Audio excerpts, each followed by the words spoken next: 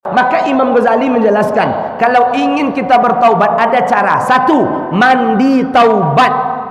Pandai Pak? Pandai Bu? Pandai, mesti pandai. Macam mana mandi taubat Ustaz? Sama dengan mandi wajib.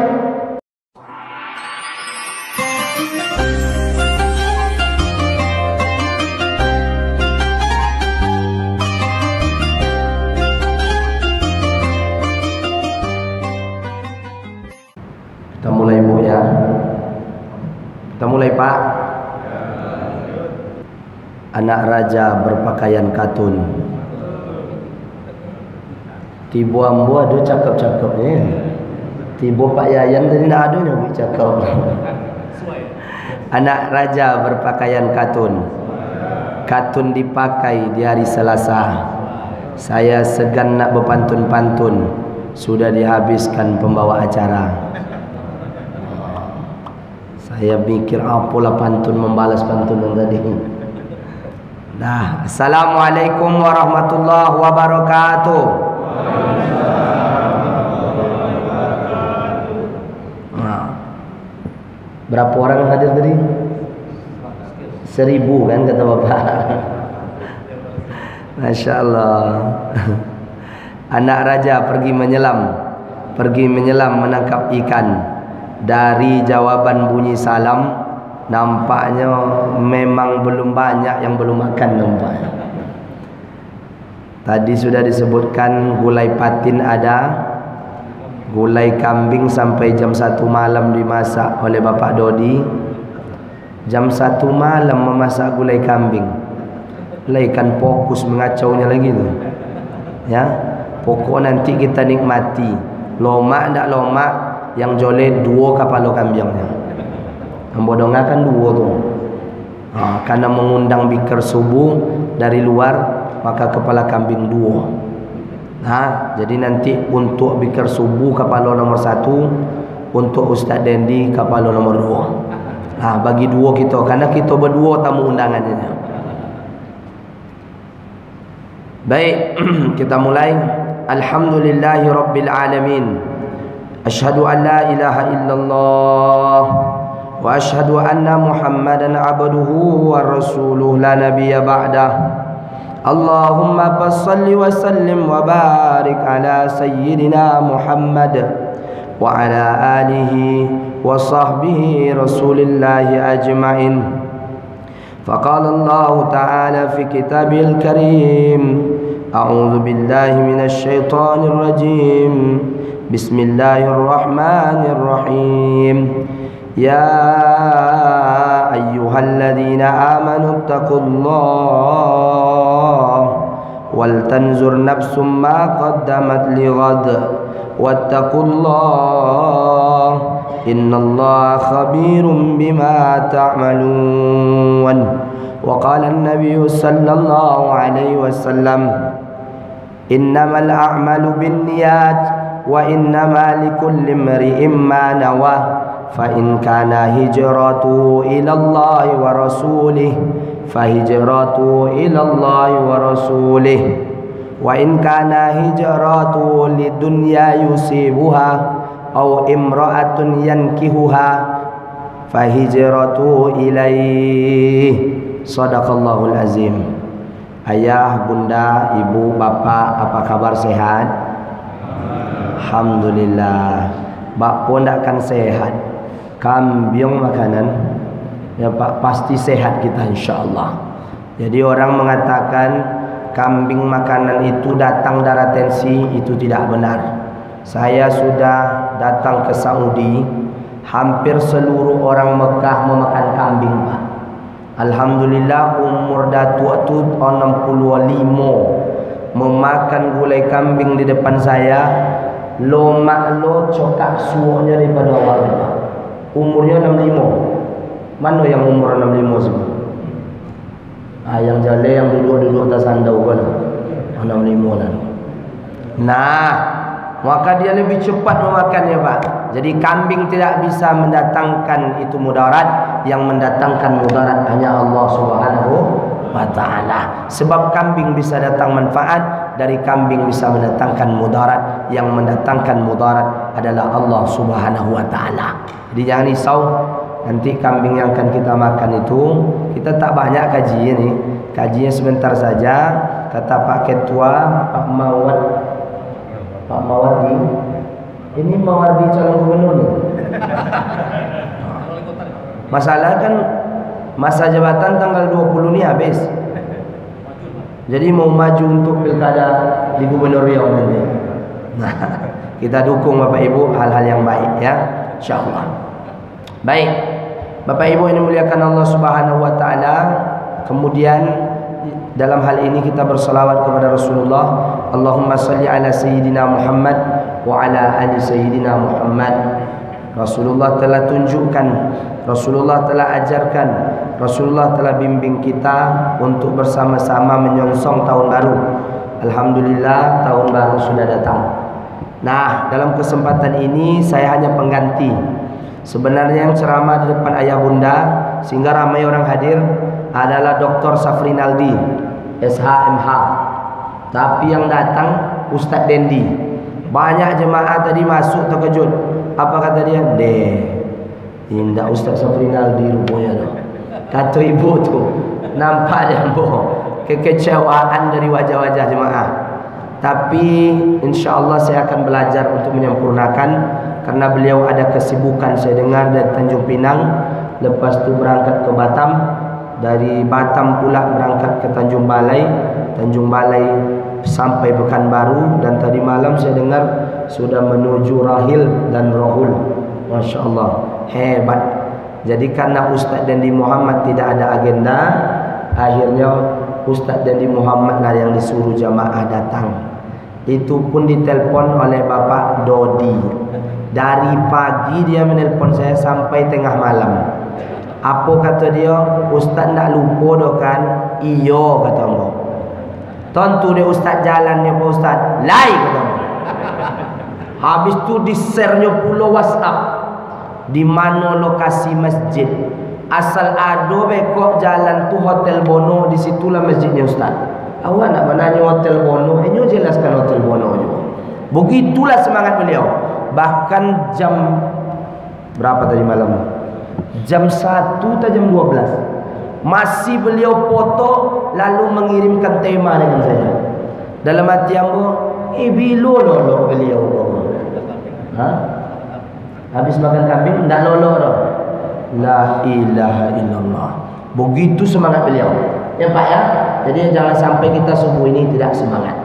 Baik, Bapak Ibu yang dimuliakan Allah Subhanahu wa taala, yang kami hormati Bapak Ketua Pengurus, Bapak Mawardi, kemudian Bapak Dodi, Bapak Anom, kemudian Pak Yayan, kemudian Bapak Ketua Dakwah. Alhamdulillah duduk paling belakang ya. Masya-Allah. Kemudian ibu-ibu, kaum muslimin muslimat, Bapak RT, Bapak RW, bapak-bapak tokoh adat, alim ulama cerdik pandai, Bapak Imam, masya-Allah. Saya kalau macam ni imam begitu khusyuk kita. Ya Bu. Abang-abang bikar subuh tahu enggak ayat apa yang dibaca imam tadi?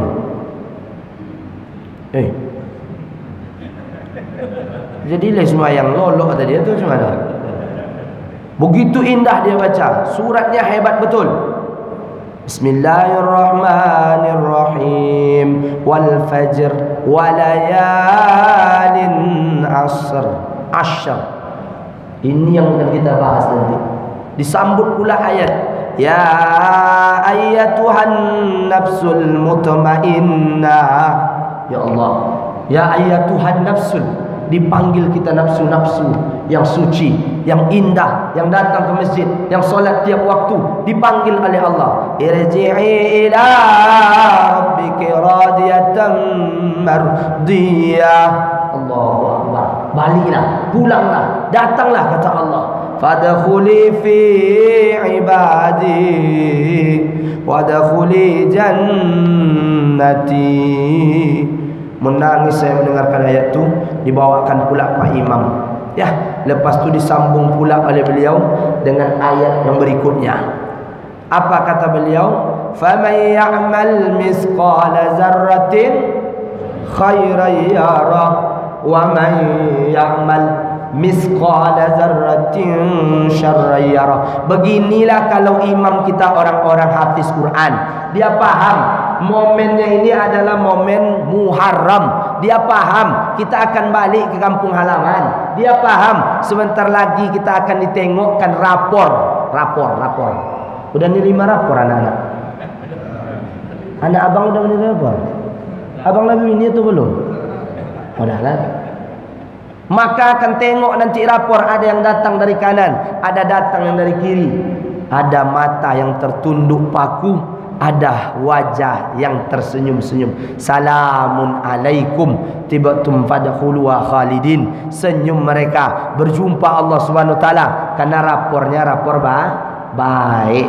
Maka oleh sebab itu ibu bapa, ayat tadi saya rasa cukup untuk pemula, untuk memulai kaji kita di bulan-bulan Muharram ini. Maka tengok tu baik-baik, tengok baik-baik. Baik. Dah babi ni imam kita tadi. Alun lah. Kalau semacam kau imam kalau nak diselamatkan rugi gitu. Kalau nak mau bapak ibu ambo angkui bekok kabang kinang. Ambo asli dari Amsterdam, air tiris masuk dalam. Nanti biar ambo bawa ke air tiris. Siap Ustaz? Lebih ni. Lambek gitu. Ikolah yang muda-muda. Bil kasibu. Baik, Bapak Ibu ini muliakan Allah Subhanahu wa taala.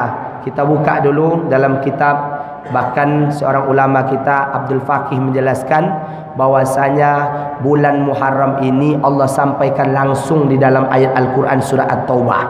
Inna iddatash syuhuri 'indallah isna asyara syahran fi kitabillah yauma khalaqas samawati wal ard minha arba'atun hurum.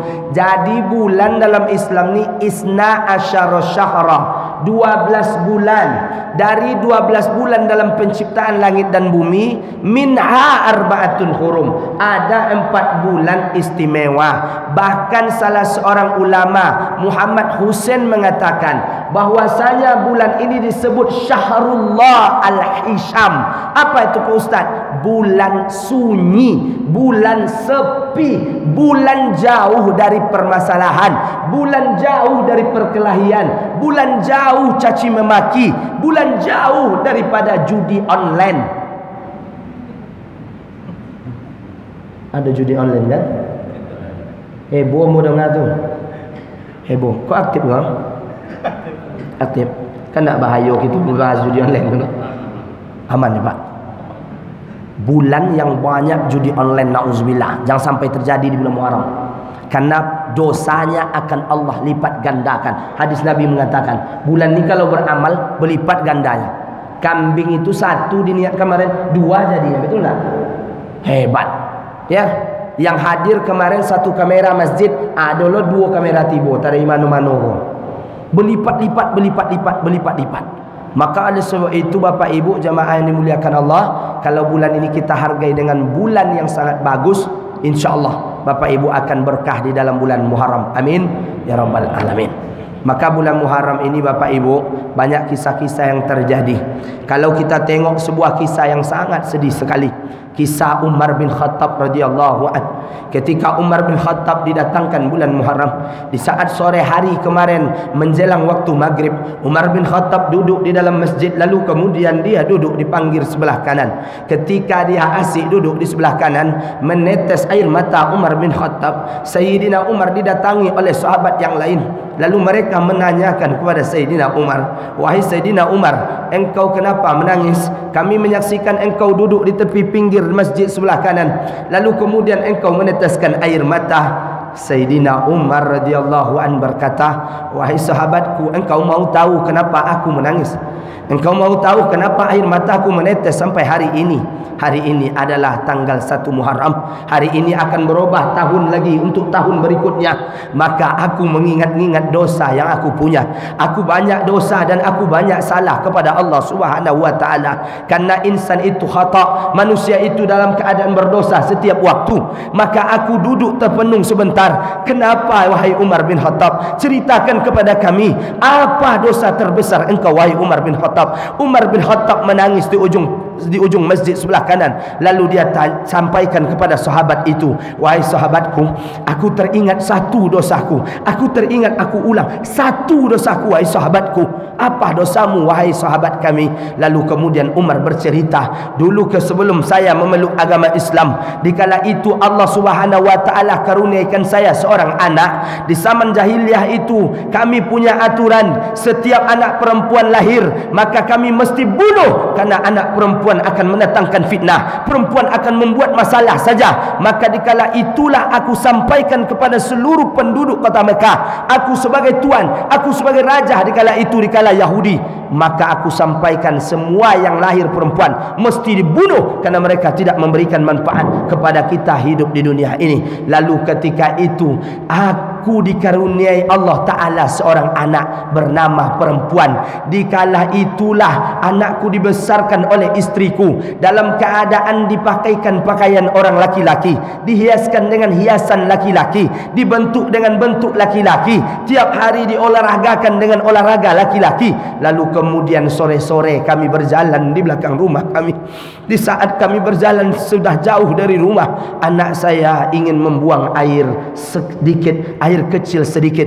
Lalu dia berkata, ayah, saya mau buang air sedikit. Ketika itu saya tengok, ternyata rahim anak saya perempuan. Dikala itu baru saya tahu dia perempuan. Kecewa saya ambil cangkul di belakang rumah saya galikan lubang sedalam-dalamnya. Dikala itu anak memanggil, ayah, untuk apa lubang ini ayah? Ketika itu juga dia gali tanpa risau. Lalu anak terus berkata, untuk apa lubang ini ayah? Seketika lubang sudah dalam, anak diambil lalu dilemparkan ke bawah. Seketika itu ditimbun hidup-hidup.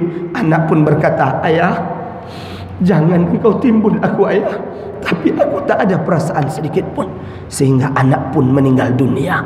Menetes air mata Umar terjadinya di bulan Muharram. Menangis Sayyidina Umar karena satu dosa saja, telah membunuh anak kandungnya. Awak, istri dibunuh dengan pinjaman online. Kewer-kewer namanya itu, pinjol namanya. Anak dibunuh dengan game online. Tak sadar kita nih Pak. Suami dibunuh dengan judi online. Nauzubillah. Bahaya nih Pak. Maka bangkitkan semangat. Tahun baru ini ingat dosa. Banyak dosa kita Pak. Coba tunjuk tangan dalam masjid ni yang tak berdosa. Tunjuk tangan lu Pak. Tak ada. Siapa dosa di dunia kau tunjuk tangan? Tak ada. Yang banyak dosanya? Tak ada. Yang indah berdosa? Ikutlah manusia di dalam tak. Risombong. Tak, malu kami Ustaz. Malu kami Ustaz. Maka bulan Muharram ini banyak kisah-kisah terjadi. Ya Pak ya, banyak. Jadi jangan disia-siakan kisah-kisah yang terjadi. Satu, kisah pertama lagi, yang kedua, kisah yang kedua terjadi pada bulan Muharram ini, khususnya pada tanggal 10 Asyura, adalah kisah Nabi Adam alaihi salam. Nabi Adam dalam riwayat kitab Ni'matul Kubra, Nabi Adam alaihissalam dikeluarkan dari surga. Awal di dalam surga, keluar dari surga gara-gara satu dosa. Apa dosa? Ada yang tahu? Ibu ada yang tahu? Apa Bu? Ibu baju hijau, ibu jilbab hijau.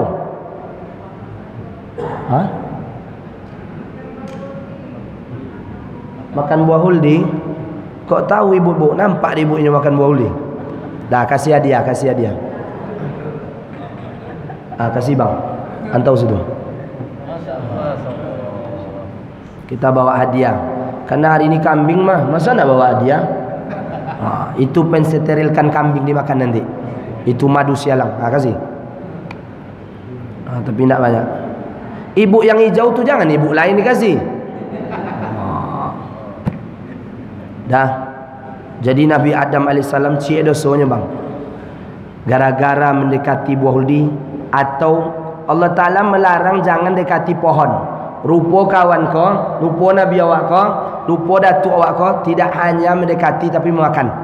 sehingga tercapailah hajat dia dan kemudian dikeluarkan dari surga. Apa itu yang dimakan? Buah huldi. Dalam tafsir banyak dijelaskan.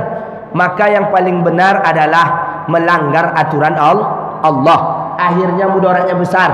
Maka ada satu dosa yang dia buat keluar dari neraka. Satu dosanya Pak, keluar dari neraka. Awak berapa dosa? Banyak, masuklah ke dalam surga kalau bertaubat. Maka Imam Ghazali menjelaskan, kalau ingin kita bertaubat ada cara. Satu, mandi taubat. Pandai Pak? Pandai Bu? Pandai, mesti pandai. Macam mana mandi taubat tu Ustaz? Sama dengan mandi wajib. Mandi wajib tu macam mana Pak Ustaz?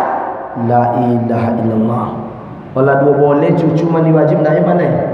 Kan ragu kami. Maksud kami Pak Ustaz macam mana mandi tu? Kaki kah basah dulu? Kepala kah dulu? Terserah. Kalau mandi kita di rumah kaki dulu. Tapi kalau mandi ibu-ibu atau bapak-bapak di jembatan Leton Sungai Sial, tu kepala dulu. Solto. Jatuh ke bawah. Ustaz, hilang tak dosa kami? Ibu pun hilang sekalian. Out. Kalau tak bisa mandi taubat, ada cara lain kata Imam Ghazali. Apa lagi Pak Ustaz? Dengan cara solat taubat. Solat taubat malam-malam buat. Ini dah waktunya. Tahun sudah berubah. Nangislah malam-malam. Tidak ada satupun ulama yang tidak menangis di tengah malam. Wa minal laili fatahajjad bihi nafilatan lak. Mereka menangis di hadapan Allah, apalagi pada malam-malam Muharram ini. Mereka mengadukan dosanya di hadapan Allah. Kami tak pandai solat taubat tu, ada tak cara lain Ustaz? Ada. Yang ketiga, kata Imam Ghazali, dengan membaca dalil-dalil taubat. Apa tu Ustaz? Istighfar. Astaghfirullah. Sama-sama. Rabbal Astaghfirullah Khataya. Ustaz, tak suka kami menyanyi-nyanyi Ustaz. Usah menyanyi, baca aja. Astaghfirullahalazim allazi la ilaha illah huwal hayyul qayyum wa atubu ilaih. Kami panjang menengok itu Ustaz, payah kami kata mak-mak dan bapak-bapak dah tua ni. Pendekkan boleh. Astaghfirullahalazim wa atubu ilaih. Boleh tak Kak Imam? Boleh. Kami tak juga bisa, ada nak yang pendek lagi kata bu ibu. Ada. Astaghfirullah, astaghfirullah, astaghfirullah. Kata bapak-bapak, ada nak lebih pendek lagi Pak Ustaz? Ada. Allahumma ufir lahu warhamhu wa'afihi wa'fu anhu. Itulah lebih pendek itu Pak. Dah, jangan lagi cari yang pendek-pendek juga lagi. Ya, panjang-panjangkan sikit. Ya, sehingga nanti surga menunggu kita. Ya Pak ya. Jadi harus semangat kita tahun baru nih. Jadi Nabi Adam alaihissalam satu buat dosa keluar dari surga. Awak banyak buat dosa dalam kitab Ni'matul Kubra masuk ke dalam surga bila bertaubat menyebut istighfar. Nabi Adam dalam kitab tu 400 tahun terpisah dari Siti Hawa. Satu salahnya 400 tahun terpisah. Awak tiok ai babanta sama bini, bakal awannya sekamar tadi. Ya Pak, coba bayangkan itu. Nabi Adam satu buat dosa terpisah lama. Ada ibu-ibu jamaah Masjid Nurul Islam ini kalau buat masalah berpisah dengan bininya, ada. Bahkan rayu-rayu pagi berbantah, malam bertemu dia balik. Sok pagi berbantah dia balik, malam balik dia balik. Itulah keadaan awak. Nauzubillah, semua nauzubillah. Maka oleh sebab itu Nabi Adam alaihissalam satu yang dibaca, Rabbana zalamna anfusana wa illam taghfir lana wa tarhamna lanakunanna minal khasirin. Ya Allah, sungguh kami telah zalim dalam diri kami. Berapa banyak dosa kita kepada ayah ibu kita. Berapa banyak dosa kita telantarkan anak dan istri kita. Padahal Al-Quran berkata, Ya ayyuhalladzina amanu ku anfusakum wa ahlikum nara wa quduhan nas wal hijarah alaiha malaikatun ghiladun shidadun la ya'sunallah ma amarahum wa yaf'aluna ma yu'marun. Berapa banyak dosa yang kita buat kepada mereka. Kita suap dia dengan uang haram, kita beri dia makan dengan duit yang tidak halal, kita aniaya kehidupan mereka, kita ambil dia dari kampung halamannya. Nauzubillah. Maka habis bisa nak dicabui dulu coknya. Belum mulai lagi, kata Bang Saprinaldi, jangan berhenti sebelum waktu duha. Mak jam 9 kata mu. Enggak, kata beliau, nanti asal ada bunyi berhenti katanya. Berarti bisa tambah lagi. Dah. Kambing kan dimakannya, seketek-seketek bekok terlampau pagar tu melompek gitu keluar betul. Semangatnya nek. Dah. Jadi Nabi Adam baca doa ini di Jabal Rahmah. Lama bertemulah mereka di titik piramid Jabal Rahmah.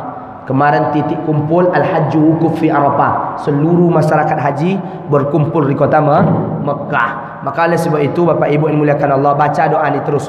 Khusus di bulan ini paling mantap baca doa ini. Ya Bu ya, inilah kisah pertama yang terjadi kepada Adam alaihissalam. Menangis karena dosa yang sangat-sangat dia tidak suka, sehingga akhirnya Allah maafkan dia.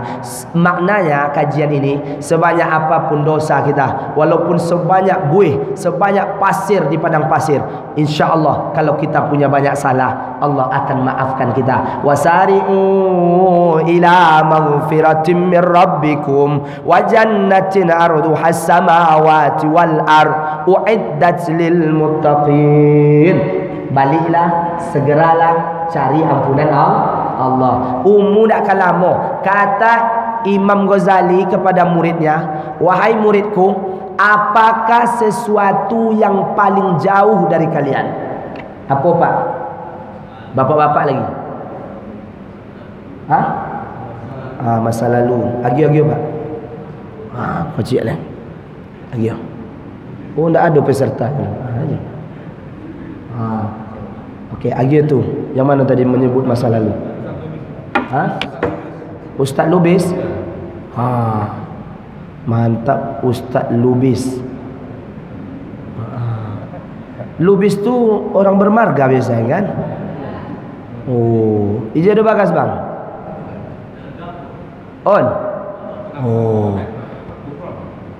Au Nasution tu bang. Satu alak namanya ya. Ambo orang Melayu acu.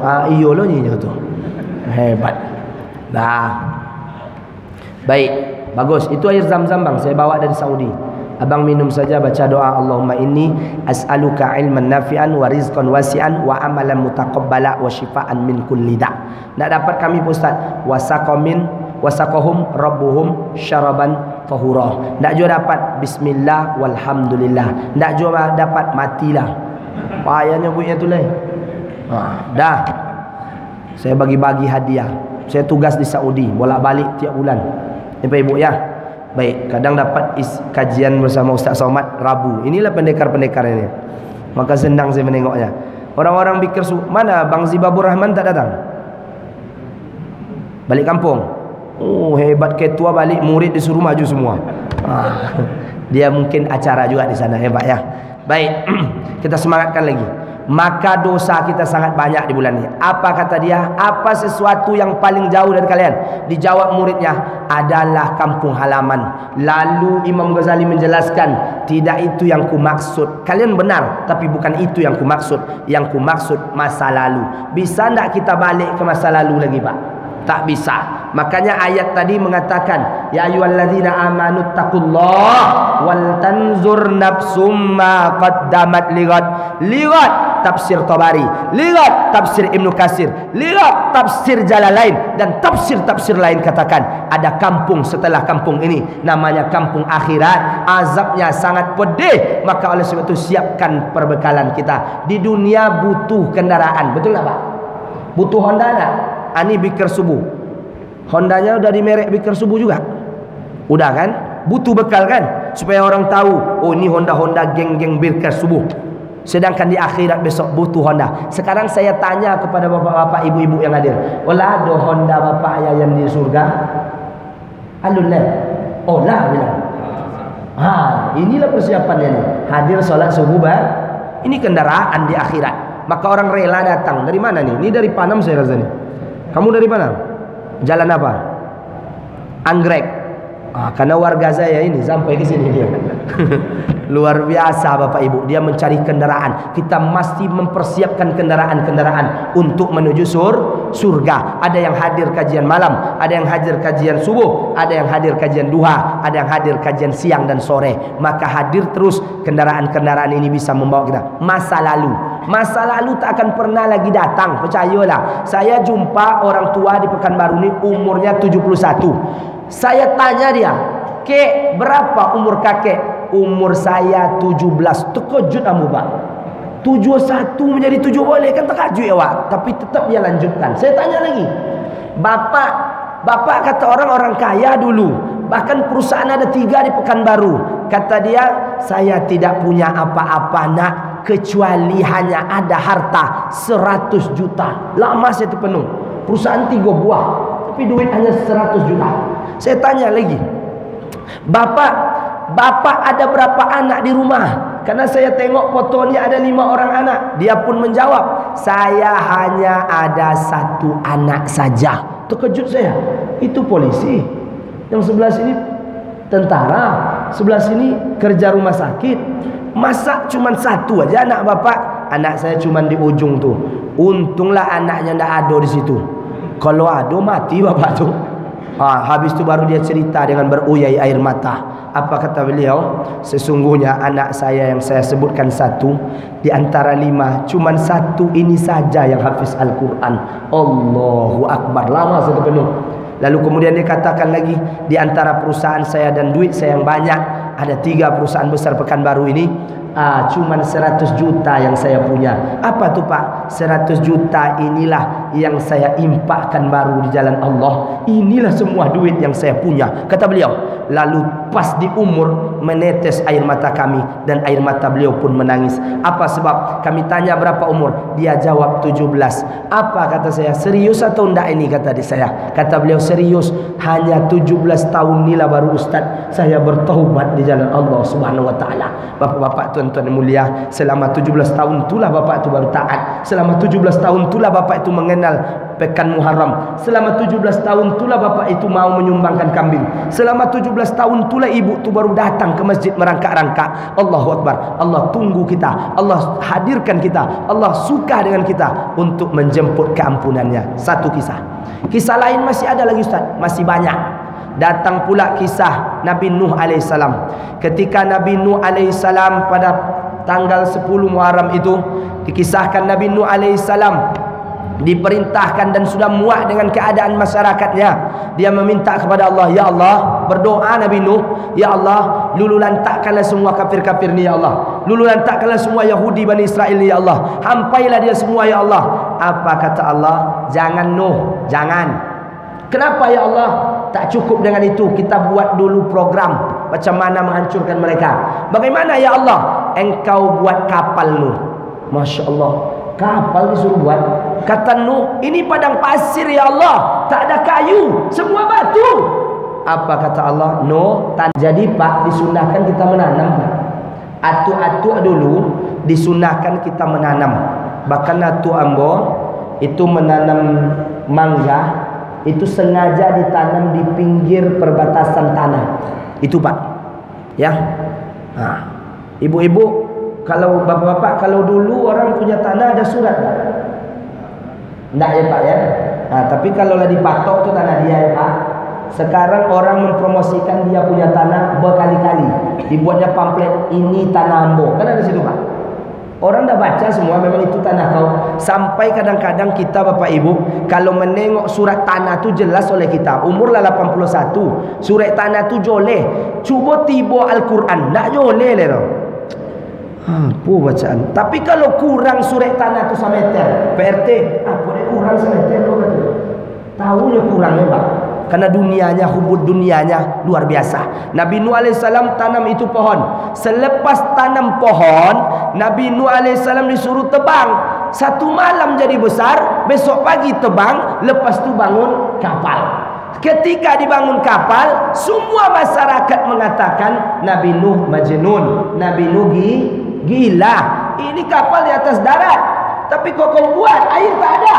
Kata Nabi Nuh, sebentar lagi Allah akan datangkan banjir bandang. Bertaubatlah kata Allah. Bertaubatlah engkau. Summa istighfirillah. Bertaubatlah kamu kepada Allah Subhanahu wa taala. Apa kata masyarakat? Enggak.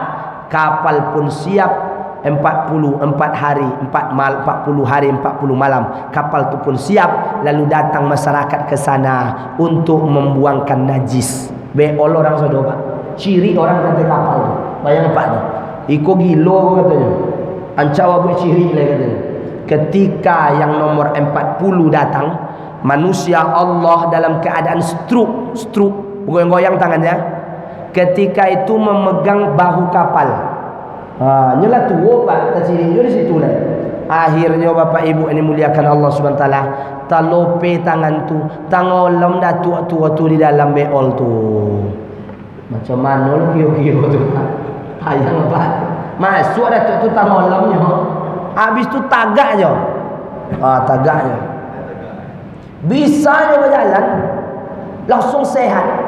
Kata masyarakat, "Oi, di mawa ang baru be apa ti apa yang ang bali?" Kata si kawan yang sehat tadi, no masih banyak di sana obatnya kata. Orang waktu tu sakit sopak, sakit mata, datang sado bawa rantang preman tu Pak. Allah punya kuasa untuk membersihkannya balik. Makanya terjadi juga di bulan Muharram. Apa dia doakan? Dia panggil anaknya, "Ya bunayya irkab ma'ana." Bacaan pertama, irkam ma'ana, wahai anakku, sinilah wahai anakku, sebentar lagi akan datang banjir bandang. Semua disuruh serba dua-dua, berpasangan, ayam berpasangan, ayam betina dengan ayam jantan, berpasangan pula kuda jantan, kuda betina, dipanggil semua. Selama 950 tahun berdakwah, hanya 83 orang beriman. Jadi jangan ragu Pak Ketua, dibuat acara cuma 6 boleh orang yang datang, dibuat acara 8 boleh orang yang datang, dibuat acara makan kambing 150 orang datang. Jangan takut Pak Ketua, walaupun Pak Ketua akan berhenti dua boleh. Ya Pak Ibu ya. Jadi memang begitu, jangan takut ni dakwah. Dakwah sukai, kadang dijaina, biasa. Kalau saya pernah keluar sama Ustaz Safrinal ini, di bawahnya saya keluar di Al-Mi'ad. Di Al-Mi'ad di Jalan Manggis tuh, datang ke sana di bawah Ustaz Safrinal ini, ada kami Ustaz Marhalim, Ustaz Edi Azhar, ramai kami datang. Lepas tu di bawahnya saya jauhlah namanya, berjumpa orang. Saya jumpailah orang, "Pak, ayo solat ke masjid Pak, karena maghrib ni ada tausiah." Bang Safrinal disuruh saya datang. Apa kata apa tu? Indak mencari orang. Tadi maghrib kan duduk di situ katanya. La ilaha illallah. Salam kau diundang pulang dia kami. Dia lupa maksudnya dibungkui cepet lebar. Anak iti, anak tikus, ibu cari plastik tolong bungkus. Itu pantun yang bodoh. Ini pantun mah ya. Nah, jadi oleh sebab itu Bapak Ibu ini muliakan Allah, awak ajak mereka dihina, itu biasa. Dah masuk surga Pak. Jelaskan Pak, nanti bahaya nanti. Marah orang nanti. Wajah-wajah nak mampai kambing aja sudah. Harus semangat seketik. Dah, jadi banyak dosa. Dia panggil anaknya, anak berkata, "Ayah, masih ada satu lagi tempat rumah yang akan aku naiki kalau banjir tu datang." Kata ayahnya, "Jangan lagi nak, naik lagi aku nanti ayah di atas gunung yang satu lagi. Sampai gunung yang terakhir ayah, aku akan naiki nanti ayah gunung Tursina tu. Saya akan naik ke atas paling puncaknya ayah." Kata ayahnya, ayolah nak. Berapa banyak ayah sudah mengingatkan anak kandungnya, berapa banyak anak ayah mencintai anak kandungnya. Saya masih ingat ketika almarhum ayah saya masih hidup, setiap subuh berdopak kamar tu Pak, pumpang kata dia, terkojui awak Pak. Kini baru awak sadar, ternyata ayah suruh bangun subuh itu banyak hikmahnya. Badan sehat, kita bangun cepat mandi. Orang kalau mau terbebas dari stroke, orang mau sehat dari asam urat, orang mau sehat dari penyakit dalam, ya, penyakit apa namanya, rematik, ya Pak ya. Karena langganan yang rematik awak yang tua-tua langganan rematik maka mandi subuh. Saya sudah berkonsultasi dengan dokter, kalau bisa mandinya jam 1 malam. Memang hebat begitu, luar biasa. Sehat, udah koma bapak dari Bangkinang tu, udah 4 hari dah masa kita tahu apa-apa lagi dengan dunia ni. Lalu kemudian bermimpi dia, terbangun, langsung disuruh oleh dokter, apa dalam mimpimu tadi? Disuruh mandi pak, mandi dia, obat tak bisa lagi masuk pak, tapi mandi dia tengah malam, istiqomah selama 3 bulan, sehat sampai sekarang. Bapak ibu yang dimuliakan Allah, yang punya syarat terjepit, disitulah berobat. Masih banyak kisah-kisah yang lain. Kisah Nabi Nuh, kisah Nabi Ibrahim alaihissalam, yang ketika itu berjumpa dengan Allah subhanahu wa ta'ala. Nabi Ibrahim alaihissalam juga berdoa. Apa katanya? Kulu bardan wa salama ala Ibrahim. Kulu ya naru, wahai api, dinginlah engkau. Terjadinya juga di bulan Muharram. Apalagi Pak Ustaz, Nabi Yunus alaihissalam dilemparkan di dalam ikan nun wal qalami wa ma yasturun, terjadi di bulan Muharram. Menangis Yunus alaihissalam, mendoakan dan berdoa, la ilaha illa anta subhanaka inni kuntu minadh zalimin. Nabi Muhammad juga punya doa ketika hijrah, dalam buku hijrah saya baca, dari kota Mekah menuju kota Madinah, naik dengan Abu Bakar di dalam gua Sur, dia berdoa, waja'alna min baini aidihim saddan wa min khalfihim saddan fa'aghshaynahum wa hum la yubsirun, supaya orang Yahudi Abu Jahal, Abu Lahab tak nampak keluarnya Nabi Muhammad. Jadi Bapak Ibu, dites oleh mahasiswa UIN saya, alhamdulillah doa ini dites di depan SKA Gurindam 2 itu. Apa kata dia? Kata Ustaz kemarin kalau nak nyu selamat dari polisi kau, maka baca doa kau, dipakainya doa tu bu, waja'alna min baini aidihim saddan wa min khalfihim saddan fa aghshaynahum fa hum la yubsirun. Alhamdulillah tatangkok de polisi. Dia nak pakai lem no apa cara. Nah, jadi ilmu-ilmu ni terdesak-desak bisa dipakai. Ya Pak ya, baik, karena waktu wajah membatasi, masih banyak kisah Nabi Musa lari dari Fir'aun dan masih banyak. Tapi sebelum saya tutup, ada kata Abdul Hamid dalam kitabnya, ya. Dalam kitab Abdul Hamid dijelaskan ada 6 setidaknya amalan Muharram. Ingat baik-baik, silaturahim yang pertama, ya. Yang kedua, muliakan ulama, zur aliman. Mulai hari ini jenguk ustaz-ustaz yang ada di sekitar ini, tanyakan persoalan-persoalan agama. Karena ini bulan baru, bawa buku, bawa pena, tintailah semua bulan-bulan yang akan datang ini dengan pena-pena kebaikan. Datang ke ulama. Ibu bapak mau menjumpai ulama di bulan ini? Mau menjumpai para ustaz di bulan ini? Besok pagi saya tunggu di rumah, coba nak datang.